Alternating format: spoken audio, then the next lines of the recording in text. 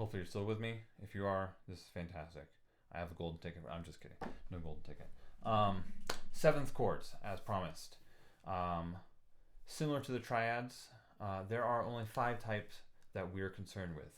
The major 7, the dominant 7, the minor 7th, the half diminished 7th, and the fully diminished 7th. Okay, let's take these apart one by one.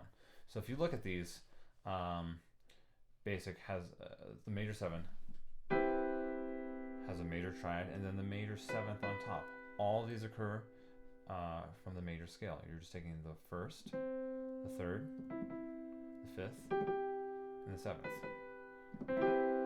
Also, it might be helpful to hear it as T, can't sing that high. T, T, when I go up to Do. So if you can hear that, it wants to really badly resolve up. Why is that? Well, if you look at it, T is also the leading tone of our major scale.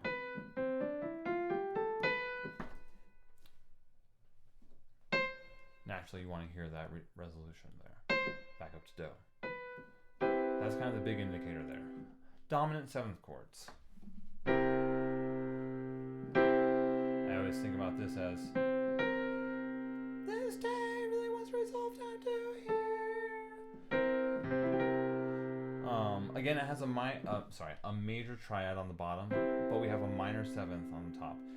The distance between the 7th, the flat 7th in this case, to the root again should be a whole step. If not, when you're kind of double checking your work, you've done something wrong. So go back and kind of figure that out, if that's what you're hearing, of course. Dominant 7 is also one of our chords that has the tritone naturally occurring between the 3rd and the 7th. This is kind of what makes it that unresolved sound, that having drive going to our 1 chord when it's functioning as a 5 chord, of course. Because remember, the 3 and the 7 want to resolve in. There's a way to get them to resolve out, but that's not our necessary concern right now. Minor 7ths, much like our minor triad from earlier, has a minor triad on the bottom with, much like the dominant from just a second ago, the minor 7th on top. To hear them side by side, dominant 7, minor 7th.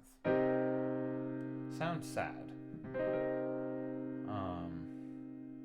If you can hear that minor quality on the bottom, as opposed to like a diminished quality, you know it's a minor 7th, because this will be in the minor 7th. This will be in the 7th chords section.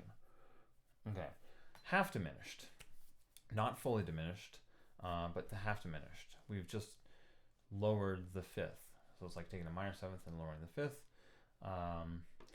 Also note, you cannot have a half diminished triad, because if you take off the 7th here, you're left with just a diminished triad, which is why it's kind of half diminished. It's like partially diminished. It couldn't figure it out and get it right, so it's just kind of halfway there.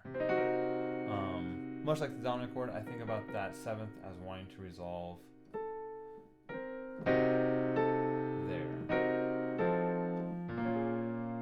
and hearing it kind of resolve as, or kind of functioning as a 2 chord in a minor key.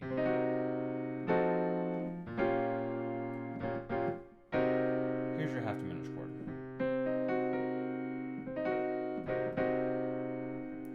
Also remember that all these chords are going to be in root position. Cool. Fully diminished. This is fully bad guy, fully evil, dark. This is it. This is like 4 horsemen of apocalypse. Just walking down the street. Full on bad guy chord. And hopefully it resolves.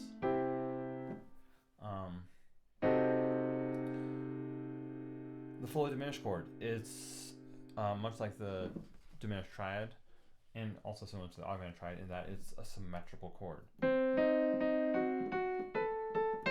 You can keep stacking minor thirds for days.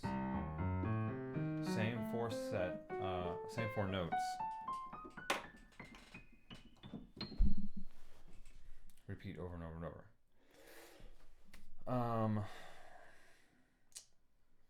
That's pretty much it. Seventh chords. Again, if you were to, these are the only 5 we're working with. So if you write a sus dominant 7, you're gonna get that wrong. We're not working with that. It's a great chord, but again, kind of in the small sandbox that we're playing with and trying to hone our ears and develop and work step by step, we're not dealing with that. Major 7, dominant 7, minor 7, half diminished 7, fully diminished 7. And here are some to just kind of test yourself with.